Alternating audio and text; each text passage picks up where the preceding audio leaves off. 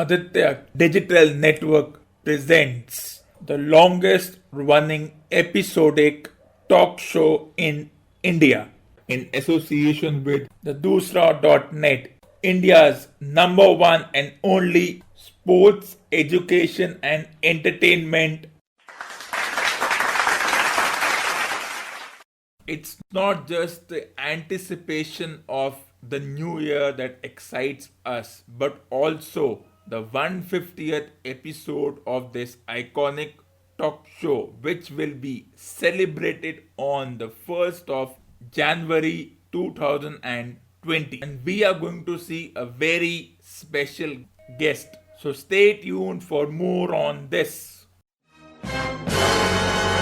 If the sports person of today had an alternative life to choose from, what they would choose is to be a cult figure, because we as humans have this inherent need to follow someone, and we create gods out of ordinary sports persons. Be it the Roger Federers from tennis, Messi from football, Kohli, Tendulkar from cricket, we have this tendency to make ordinary sports person look like gods and then give it such a spin that once these greats retire, there is no one left to take over. The new generation is not skilled enough to follow in the footpaths of these greats.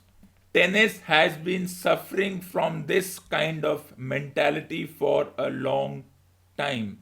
We have created such a cult around the likes of Roger Federer, Andy Murray, Novak Djokovic, Rafael Nadal.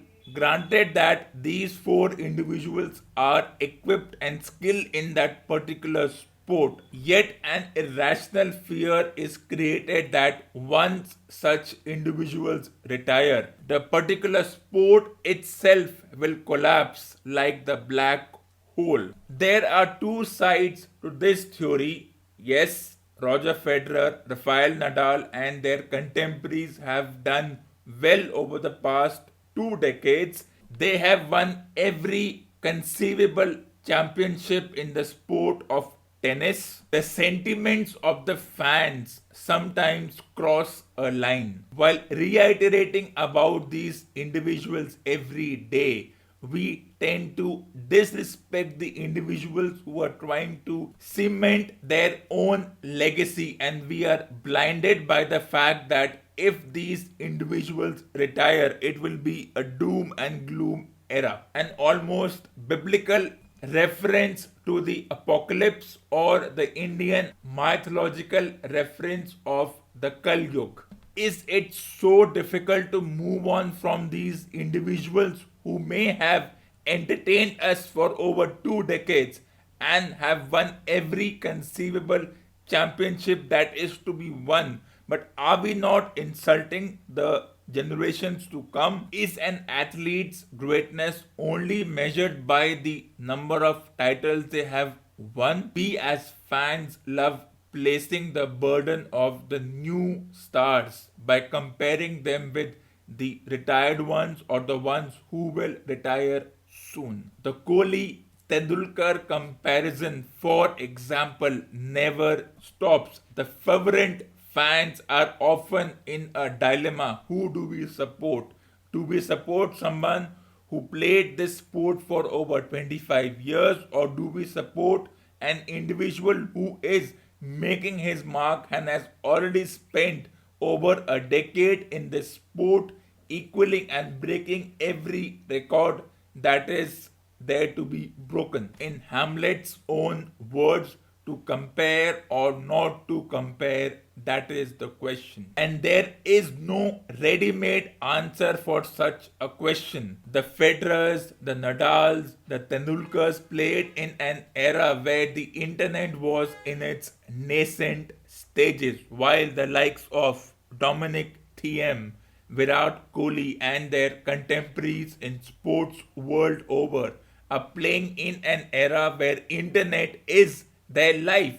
Everything they do is through a virtual world. They connect with their fans through virtual media. The aggressions, the emotions of a player are now recorded minutely, and everything is put on the social or the digital media.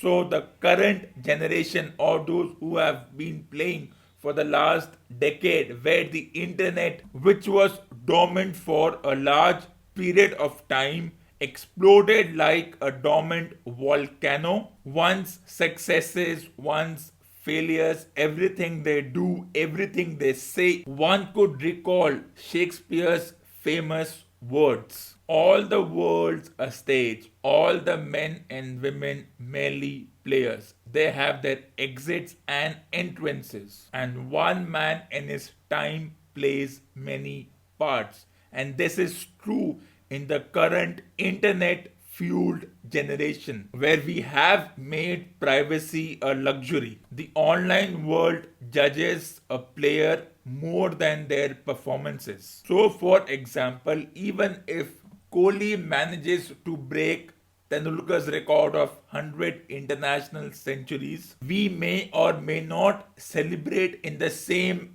way like we feigned when Tendulkar created that record. One also has to understand that unlike Kohli, who has 7 or 8 equally capable and skilled batters in the team, Tendulkar for 1/4 of his career had to be the lone warrior. During the first 7 years of Tendulkar's career, he had to be the lone warrior, while his teammates continued to be pedestrian and mediocre. This forced Tendulkar to score runs after runs because he was aware that his teammates were not good enough to support him. So he had to do all the work on his own. He also cleverly did it in a generation where the internet had not penetrated the Indian sport arena. So one believed what one saw, and in this, Tendulkar became a cult, and he used this and misused this cult like figure to the fullest. And he was given the moniker of God and was almost worshipped.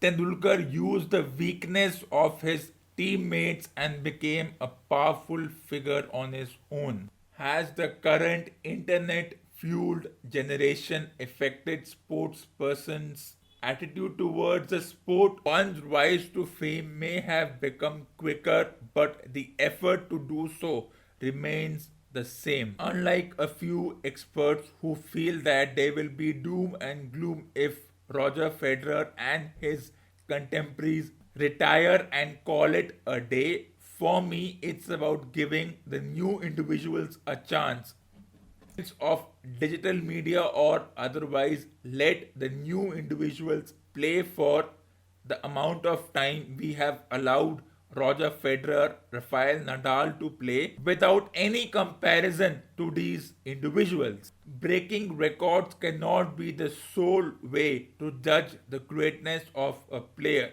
but the human tendency is to do that. And only if we are flexible and allow these new players to flourish on their own without much pressure and constant comparison with the past players, only then there will be a healthy competition. The new players should recreate their own identity and not be burdened by the identity created and given to the former players by constantly calling them the greatest players in terms of winning championships as well as ranking.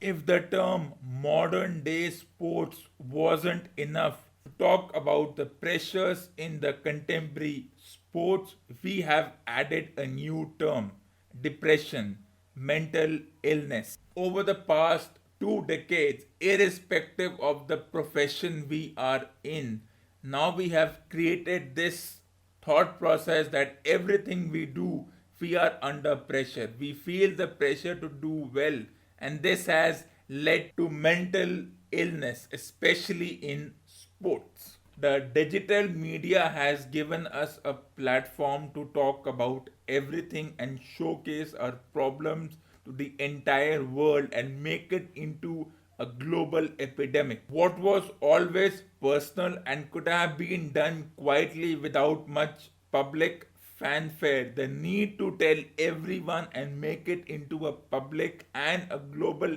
epidemic is the new way to go about things. In the contemporary time, it's all about presentation. Depression and mental illness has been given a new palette. As humans, we were always gullible species, but the advent of digital media has expedited this gullibility to the fullest extent. Being sympathetic and empathetic is the new mantra to talk about an issue.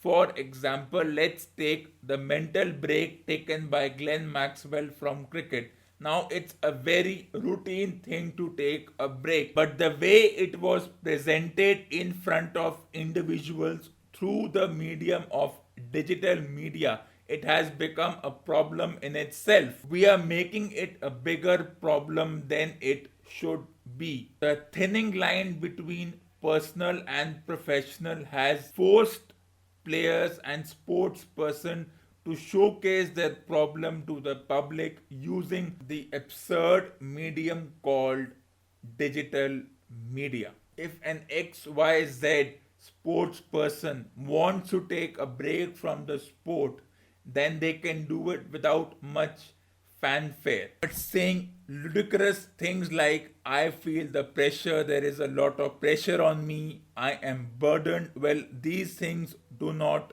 count. If this was the case, then someone like Sachin Tendulkar, who was the lone warrior for a major part of his career, in fact, the first 7 years of his career, should have also quit. But in a hypothetical situation, had Tendulkar quit because his teammates were ordinary, mediocre, and whose contributions to the team were 0.1% of the entire team effort. Tendulkar, had he quit over 2 decades ago or had made the desire to quit, he would have been called selfish. Unlike today, it's being called a brave move. But that's how the nature of sports and other profession has changed. So while taking a break from one's profession, be it a sport or any other profession, is a good move, it should be done quietly, privately, without much fanfare, because more the fanfare, more it begins to look like a Chinese whisper. A former player has gone on to say that 30 years ago the players played for the love of the game, and now with so much sport happening every day and the cramped schedule has made it mentally draining. Well, I disagree with such an analysis by this former player. This tendency to blame everything on the cramped schedules or the number of franchise sports that have cropped up over the past 10 decades and the pressure for the sports person to perform every time. Well, it existed 30 years ago, but with limited media attention, there is no proof of the same. Sports, since its conception, has always been for commercial reasons and never for the love of the country or the love of the state you play for. Such comments insult the efforts made by the players today and put the players who played 3 decades ago at a higher pedestal. The phrase, those who live in glass houses shouldn't throw stones at others, sits well for this very individual who made such comments. The media has evolved today, but only to criticize and exploit and not to praise, especially when it comes to the sports. The online world is an absurd place. It's an illusion. We are deluded by what happens over there and we tend to take this very seriously. In Plato's own words, just like art is an imitation of life, digital media is an individual's vulnerabilities coming to life. social media or digital media ideally should be free from social, moral, and political restrictions, but unfortunately, digital media is now influenced by all these factors. We create this delusion that we are more open and honest on this medium, though we are exactly the opposite, as everything is about publicity and exploiting the most about human gullibility. One can describe what is exactly digital media by these words in the poem Second Coming by W.B. Yeats. Things fall apart, the center cannot hold, mere anarchy is loosed upon the world. That's what digital media is. It's a new form of anarchy and oligarchy. Whether we are authentic on this particular medium, the digital media will never be clear. It puts us in a dilemma. First, there is this unwritten rule to tell everything about yourself on this particular platform, and when those very things that you tell are open to exploitation, then we go into this debate that whether digital media has harmed us in the very context of this tendency to share everything with individuals. It's in a way a pseudo mass movement. No clarity, no reality, just imitation. It's the malleable character of human beings that they fold easily on such platforms and open themselves to the entire world only to be exploited. We pretend to be a paragon of civility and efficiency on such platforms, which we may not be in our real lives. As Chanakya or Kautilya, the Indian philosopher, said, one should not be too straightforward. Go and see the forest. The straight trees are cut down, the crooked ones are left standing, and this is what digital media allows us to be crooked, to be two-faced, to be able to say things which we may not be able to in real life, therefore giving us a masked appearance. As humans, one understands that we emphasize the visual and the sensual over the intellectual, and this is what social media has exploited in everyone. How is our two-faced nature on social media or digital media so prominent? In this context, let's talk about the pollution conundrum. High profile terms like noise pollution, air pollution, climate change have plagued this earth for centuries, but it took us over 2000 years to understand its beastly nature. The air quality index that we talk about again and again, one keeps on reinforcing about the air quality data, the PM levels, the AQI levels, and we use terms like severe, emergency, poor, very poor every day. This has become part of our normal conversation, and even if by miracle one day the air will be clear, but our minds have become so vulnerable to such discussions that the malleable and gullible nature of human beings will come to the fore, and one will feel that the air is poor, severe, or at emergency levels at every time, even if it is crystal clear and the sun is shining brightly. The fear of this climate change and poor air quality has allowed a few agencies to show their authority and claim control over how humans live. By reiterating about the end of the world, by complaining about the effects of climate change and how humans have made a mess of planet Earth, and how we need to think about our next generation, has deceived us to such an extent that we tend to believe unfounded theories without using our own intellect. When we force humans to give us a choice between the lesser of the two evils. That is, in this case, stop consuming non veg as it will drastically reduce the effect of climate change, or don't use your personal vehicle, start using public transport, and if you do not, climate change will affect generations to come. As a famous quote goes, the best deceptions are the ones that seem to give the other person a choice. Your victims feel they are in control but are actually your puppets. And the best example of this is digital media. Give people options that come out in your favor, whichever ones they choose. Force them to make choices between the lesser of two evils, both of which serve your purpose: climate change or reduction in your eating habits. Put them on the horns of a dilemma. They are good wherever they turn. Digital media is like an oasis in the desert. This very digital media allows us to conjure up fantasies in order to negate the harsh and distressing life that people live.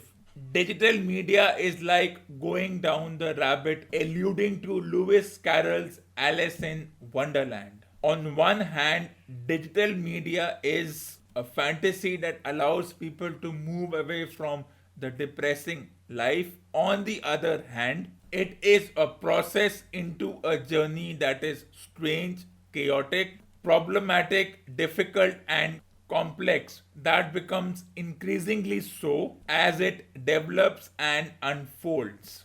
We have made mountain out of a molehill as far as pollution is concerned.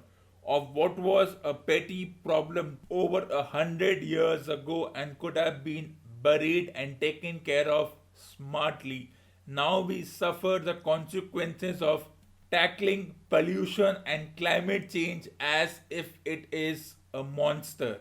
Specifically, Frankenstein's monster. The pollution is like the Frankenstein's monster which has gone out of control. In Mary Shelley's Frankenstein, just like the fictional character Victor Frankenstein created this monster in his lab, pollution is also a kind of a human created monster. Pollution is a fiend or a demon. It is dense, dark, and black in color, and it looks at us, the creators, with such fierce eyes that it wants to gobble us in one go. And this monster has been nurtured over the past 100 years. The fact that over the past 10 years it has become enormous and impossible to control, that we have suddenly woken up and now are at our wits' end as to how to control this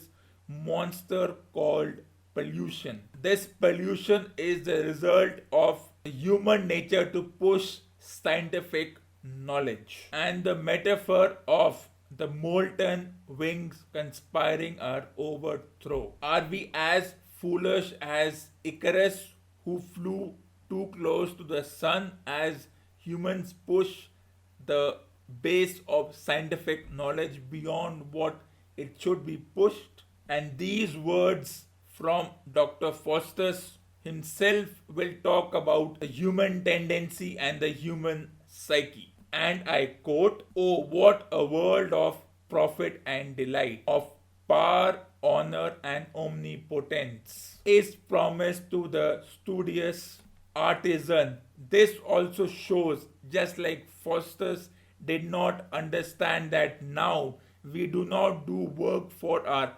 personal enlightenment but for material gains like getting awards or respect, power, and honor from society, pushing the very limits of what human beings should do and act as mere mortals and not as omniscient and omnipotent creatures.